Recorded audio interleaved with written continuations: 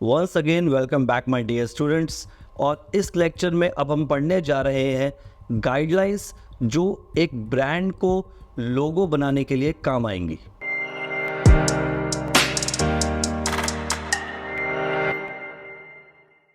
अब मतलब मैं यहाँ पर लोगो डिज़ाइन करना नहीं सिखा रहा, बट मैं आपको ये बता रहा हूँ कि लोगो डिज़ाइन के पीछे आपकी थिंकिंग क्या होनी चाहिए। आई नो डैट कि कोई भी बिजनेस पर्सन या कोई भी ब्रांड ऑनर लोगो डिज़ाइन का काम जो है वो ग्राफिक डिज़ाइनर को देता है, लोगो डिज़ाइनर को प्रोवाइड करता है और वो उसी का काम है। बट इसके पीछे भी कुछ गाइडलाइंस है जो आपको पता होनी चाहिए, और वो गाइडलाइंस में कुछ गाइडलाइंस जो है वो एज़ पर लॉ मेंशन है, और कुछ गाइडलाइंस ऐसी हैं जो मैंने अपने प्रोफेशनल एक्सपीरियंस में देखी हैं और मैं आपको इस लेक्चर में वो बताने जा रहा हूँ। Guideline number 1, use a unique image और a graphic design on your logo rather than something generic. इसका मतलब है कि लोगो जो है वो आपको यूनिक बनाना है, और आपको यूं ही नहीं कोई भी डिज़ाइन या कोई भी इमेज आपने अपने प्रोडक्ट या सर्विस से रिलेटेड गूगल से निकाल ली और उसको अपने लोगो पे आपने डाल दिया, राइट। सो ये काम आपने नहीं करना।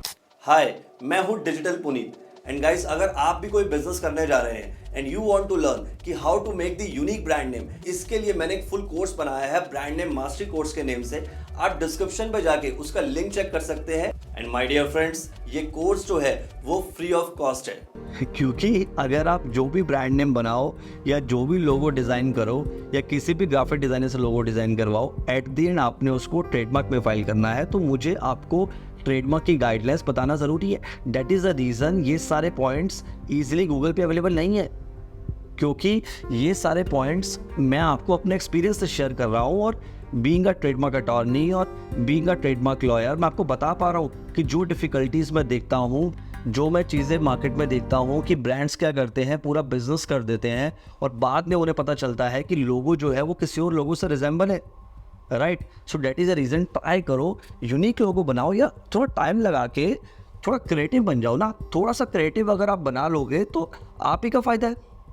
गाइडलाइन नंबर 2, जो भी आप अपने ब्रांड के लोगो पे कलर पुट करने जा रहे हैं, वो कलर्स को आप बड़ा स्पेसिफिकली उसका यूज़ करिए। लाइक दिखना चाहिए कि हाँ एग्जैक्टली आपने क्या कलर्स यूज़ करे हुए हैं और किस वर्ड पे आपने कलर्स यूज़ करे हुए हैं। सपोज आपका 2 वर्ड का ब्रांड नेम है, तो आपने अगर किसी फर्स्ट वर्ड ब्रांड नेम पे डिफरेंट कलर यूज़ किया है और हो सकता है कि आप सेकंड ब्रांड नेम पे कोई और कलर यूज़ करो, तो वो स्पेसिफिकली दिखने चाहिए कि आप कौन से कलर्स को यूज़ कर रहे हैं। और लोगो आपका बिल्कुल क्लीन होना चाहिए कि जो आगे जब भी आप उसको एज अ ट्रेडमार्क रजिस्ट्रार के पास फाइल करने के लिए भेजें तो उसको समझ आ जाए कि आपका लोगो एग्जैक्टली में कहना क्या चाहता है। गाइडलाइन नंबर 3, मेक श्योर कीजिए कि जो भी आप अपने ब्रांड का लोगो बनाने जा रहे हैं वो लोगो ना आपकी ब्रांड की आइडेंटिटी को सही तरीके से डिस्क्राइब करे।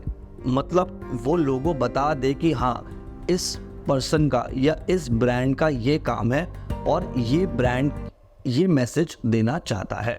सो वो मैसेज है ना वो आपका लोगो डिस्क्राइब कर दे। So that is a reason I always say कि हरी मत करो। आई नो डैट कि आपको ब्रांड बनाने में बहुत जल्दी है, आपको मार्केट में लॉन्च करना, बट इतनी हरी मत करो। थोड़ा सा टाइम लेके उसमें चीज़ें तरीके से बनाओ। You know that is a reason logo बनाने में समय लगता है। गाइडलाइन नंबर 4, जो बहुत ही मोस्ट इम्पॉर्टेंट गाइडलाइन है, वो ये कहती है कि आपका लोगो जो भी आपने बनाया है वो लोगो ऐसा बनना चाहिए कि फ्यूचर में आप उसको लॉन्ग टर्म तक यूज़ कर सको, और लोगो बनाने के बाद आप उसको ट्रेडमार्क की वेबसाइट पे भी जाके एक रफली आइडिया ले सकते हैं। आई नो डैट कि ऐसा कुछ नहीं सिस्टम कि आपको एग्जैक्टली पता चल जाएगा कि हाँ दिस इज़ अ परफेक्ट लोगो और this is a unique logo, but almost आपको आइडिया मिल जाएगा कि वो लोगो जो आपने बनाया है और उस लोगो में जो भी आपने इमेज यूज़ करी है वो इमेज किसी और ने यूज़ करी हुई है या नहीं करी है। ये सारी चीज़ों का आइडिया आपको ट्रेडमार्क में मिल जाएगा।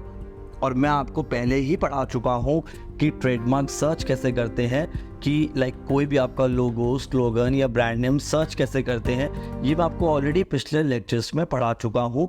तो उसी के तरीके से आप अपने इस लोगो को भी सर्च कर सकते हैं। देखो लोगो सर्च करने का कोई ऐसा ऑप्शन नहीं है कि आप स्पेसिफिकली देखो कि हाँ आपको ये चीज़ पता चल जाए कि आपकी कैटेगरी में ऑल ओवर इंडिया में कितने लोगोस चल रहे हैं उस पर्टिकुलर ब्रांड नेम से।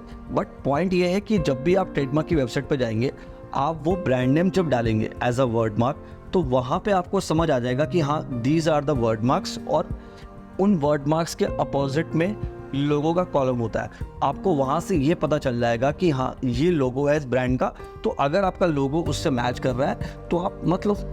और वैसे भी देखो, बड़ी सीधी सी बात है कि जो भी पर्सन अपना बिजनेस चला रहा होता है या जो भी पर्सन अपना बिजनेस स्टार्ट कर रहा होता है, हर ब्रांड ओनर को पता होता है कि उसने जो भी लोगो बनाया है उसमें कोई डिज़ाइन लिया है तो वो डिज़ाइन उसके कॉम्पिटिटर का लिया है या उसने यूनिक बनाया है। और इससे होता क्या है कि उसके चांसेस ज़्यादा हो जाते हैं कि वो लोगो एज अ ट्रेडमार्क रजिस्टर्ड हो जाएगा।